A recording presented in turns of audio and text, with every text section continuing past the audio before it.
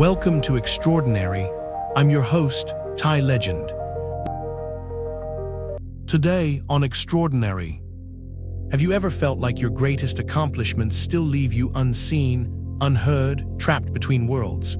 Today, we uncover the untold story of Tenzing Norgay's Everest climb, a journey to the top of the world that reveals a shocking truth. The greatest challenge wasn't the mountain, but the battle within, a battle you too must face to conquer your own summit. The wind carries secrets at the edge of the world. Two sets of footprints mark a pristine landscape where no human had ever stood before. But this story isn't about conquering a mountain. It's about conquering something far more treacherous, the limitations others place on you. You might think you know what it means to be underestimated, but Tenzing Norgay's journey will make your own struggles look like a gentle hill climb. Namgyal Wangdi was born into uncertainty, not just a geographical uncertainty where Tibet and Nepal blurred their boundaries, but an existential one. His family was poor, his culture was shifting. He was a child balanced on the razor's edge of possibility, like a fragile leaf caught in a mountain windstorm.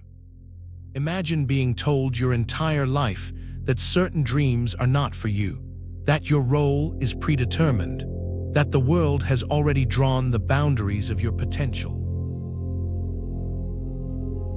The monastery walls could not contain him. While other children accepted the rhythmic chants and structured life, young Namgyal heard a different melody. The mountains whispered to him, not with words, but with a profound calling that resonated deeper than any religious instruction. He ran away, not once, not twice, but repeatedly. Each escape was not childish rebellion, but a declaration, a promise to himself that he would define his own path. You know that feeling, that internal restlessness, the voice inside that says, "There's something more waiting for me." His first expeditions were not glamorous.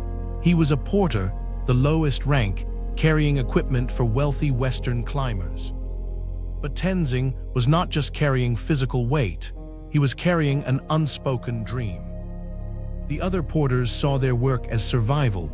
Tenzing saw it as an apprenticeship. While others saw mountains as obstacles, he saw them as teachers. Each step was a lesson, each harsh breath a conversation with the landscape. Racism, dismissal, constant underestimation, these were the real mountains he needed to climb. In 1947, something extraordinary happened. An illegal expedition with Earl Denman revealed the depth of Tenzing's ambition. Imagine attempting to climb Everest without official permission, without proper equipment, with nothing but raw determination. They reached 22,000 feet, brutal cold, punishing winds, near-death experiences, failure. But for Tenzing, failure was not an endpoint, it was research. Each unsuccessful attempt was not a defeat, but data. You fail not to be humiliated, but to learn.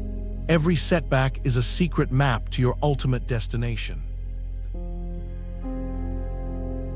1952 brought a breakthrough. With Raymond Lambert, Tenzing reached heights no Sherpa had before. His Swiss ice axe became more than equipment. It was a symbol, a tool not just for climbing external mountains, but for breaking internal limitations. Sometimes, a single object can represent an entire transformation. Tenzing existed between worlds, not just geographical boundaries, but cultural ones. He was neither fully Tibetan nor Nepalese. His partnership with Edmund Hillary would become legendary, but it was more than a climbing collaboration. It was a bridge between cultures, between expectations and reality. Can you see yourself in his journey, caught between what others expect and what you know you're capable of achieving? If you're enjoying Extraordinary, please like, subscribe, and scan the QR code for our free 7-day email course, The Breakthrough Blueprint. Turn setbacks into comebacks using tactics of great underdogs like Stephen Hawking and Lincoln. Now, back to the episode. After reaching unprecedented heights, the world's recognition was painfully limited. Press conferences celebrated Hillary. Tenzing remained in the shadows. But he was playing a longer game, not for immediate recognition, but for fundamental change. Each obstacle was not a roadblock. It was an opportunity to redefine the possible. The Himalayan Mountaineering Institute became Tenzing's true summit, not a physical peak, but an institutional platform where he could reshape entire narratives. Imagine transforming your greatest challenge into your most powerful teaching tool. The institute wasn't just a school, it was a revolution disguised as an educational center. Your limitations are not your definition, they are your starting point. Behind the public accolades, Tenzing carried a deeper mission. His success was never just personal. The press might have minimized his story, but he was writing a different narrative, one that would echo through generations. You don't just climb for yourself, you climb so others can see the path. His greatest conquest was not Everest. It was the mountain within, the landscape of identity, of cultural belonging, of proving one's worth in a world designed to limit you. Tenzing understood something profound. External mountains are conquered with equipment and skill.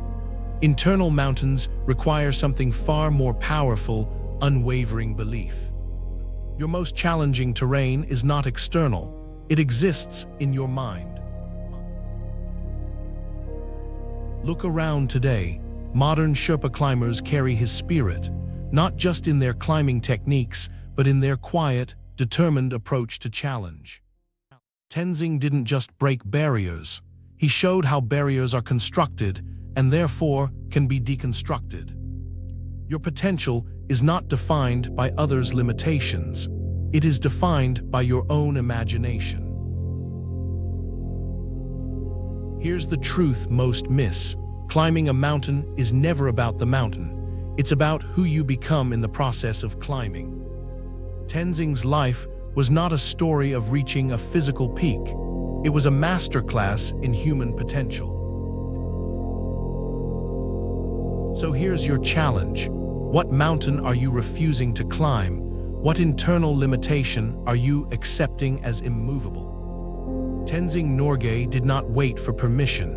He did not accept the role society prescribed. He looked at impossible and saw merely, I'm possible. Your mountain is waiting, and unlike Everest, this one has no predetermined path. You will create the route as you climb. Will you take the first step? The flags of possibility are waving. The wind of opportunity is calling, and the summit of your potential is waiting to be discovered. Climb. On the next episode of Extraordinary, imagine navigating a world not unlike Tenzing's, where your talent is your ticket to greatness, yet your gender and skin color are constant obstacles. This week, we delve into another story of triumph against all odds as we meet an unassuming mathematician who would change the course of history. You won't believe what happened when Katherine Johnson became the unsung hero behind NASA's race to space, proving that brilliance knows no bounds. Please like, subscribe, and scan the QR code or follow the pinned link to get our free 7-day email course, The Breakthrough Blueprint. 7 days, 7 ordinary to extraordinary transformations. Rewrite your story using the exact frameworks that built empires from nothing. Click the video that just popped up to watch the next one in this series. Or for episode summaries, behind-the-scenes info, and more, go to daily8.com/EO. Thanks for watching.